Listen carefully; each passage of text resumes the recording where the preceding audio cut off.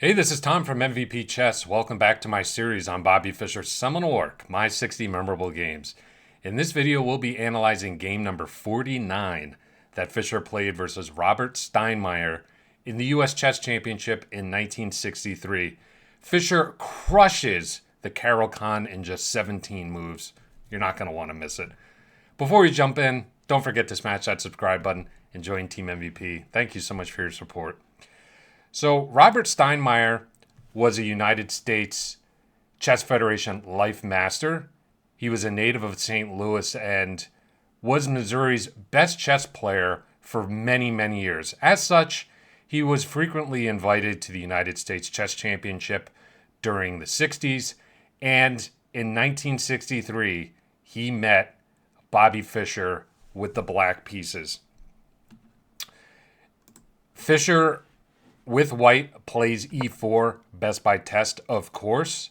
And Steinmeyer plays the Caro-Kann. Of course, an incredibly popular opening nowadays. Fischer responds in the correct manner, d4.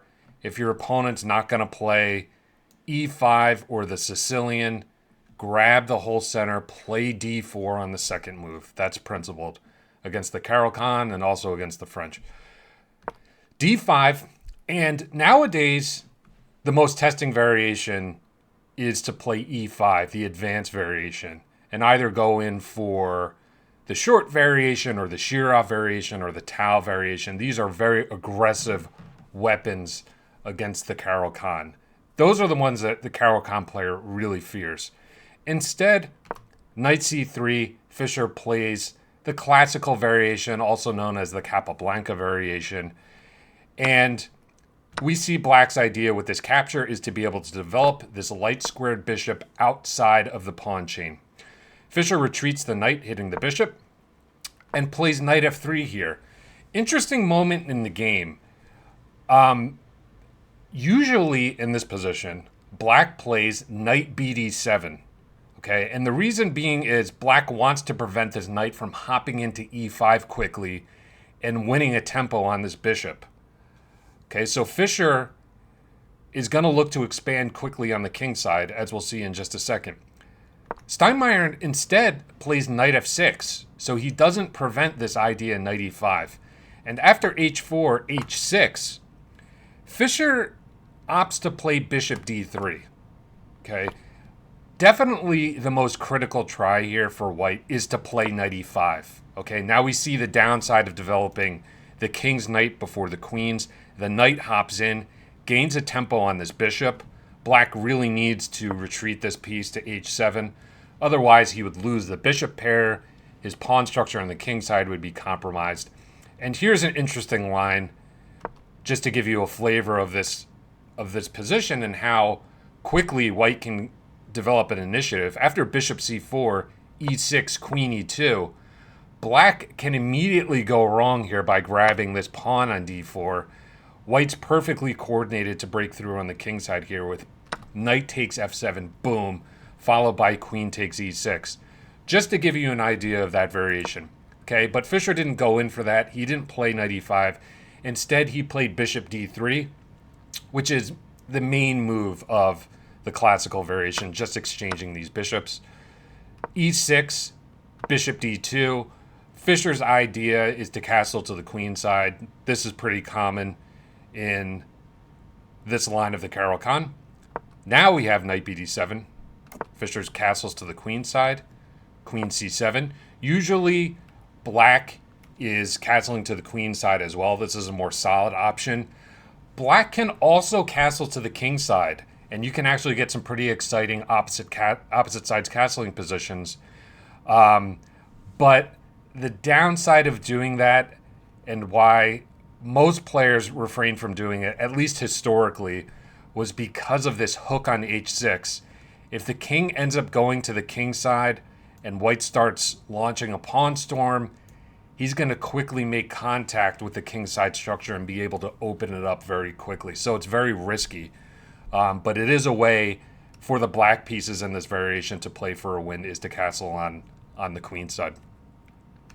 But after c4, Steinmeyer plays the more solid variation with castle's queenside, and Fischer brings his bishop to c3. Now, this was not the game continuation, but black would be best advised here to continue on with development, okay? Particularly this dark square bishop. So a move like bishop d6, and black can actually cause some trouble for white just based on the alignment of the queen on the d file, and strategically trade some pieces. Notice black, as usually happens in the Caro-Kann, has a little bit less space. So strategically, when you're trying to fight against a space advantage, it's often a good idea to try to exchange a few minor pieces. So this would have helped to alleviate black's position a little bit and make it a little bit more playable, more room to maneuver. But instead, Steinmeyer just brings the queen in to f4, okay? This is the type of move, and you won't be surprised that Fischer completely refutes this move. But this is a type of move that I see when I teach in like elementary schools, right? Bringing the queen in to your opponent's side of the board when it's not supported by any other pieces, when you haven't finished development. Like, come on. Steinmeyer, I know you're a master, but wow. Not great play. I mean, to play this way against Fischer is just so reckless and so careless. You need to complete development before going on a queen sortie like this. So Fischer just steps to the side. Now, black should admit his mistake here and play queen c7. I think the issue was that Steinmeyer didn't realize this was a mistake and that his queen was going to get completely cut off and trapped behind enemy lines. Okay, queen c7 definitely would have been best here. Getting the queen out of dodge, admitting the mistake, and then looking to develop the bishop. And yeah, you're going to be a lot worse in this position, but at least the game goes on. Instead, Steinmeyer, in for a penny, in for a pound. Knight c5. Okay, he's trying to exploit this pin on the d file. Fischer steps off, and Steinmeyer jumps in with the knight. Okay, and here is the problem with black's position. The queen gets trapped. So, I will turn it over to you in this position, okay? A lot of times we think in terms of tactics, winning material, interesting combinations. A really important tactical theme is how to identify trapped pieces and cut off their retreat square. So, Fischer did a really good job of that in this position. So, have a think. How does Fischer trap black's queen in this position? Pause your videos. Okay, so the main way black is going to be able to extricate the queen is to retreat her along the h2, b8 diagonal. So Fischer, of course, plays knight e5. A great multi-purpose move. Not only cutting off the queen's escape, but also hitting this really sensitive point on f7, okay, which will fork the rooks. So all in all, a great move, and black is completely busted in this position. Let's take a look at a few variations. In the game, Steinmeyer played knight takes f2. What happens after knight takes g3? This looks a little bit more logical. Fischer would take, and notice how he's able to just keep kicking this queen around, activating the rook on the f file. And after the queen moves, you can just go ahead and take on f7. Okay, black will be able to trade queens and not lose her outright, but is going to be going down a massive amount of material thanks to this awesome knight on f7. So that's why I suppose Steinmeyer played knight f2, but this was a completely losing move. I will turn it over to you for the last time. White to move. White has two good moves in this position. So there are two really good moves. Have a think, what should Fischer play to bring home the bacon in this position? Pause your videos.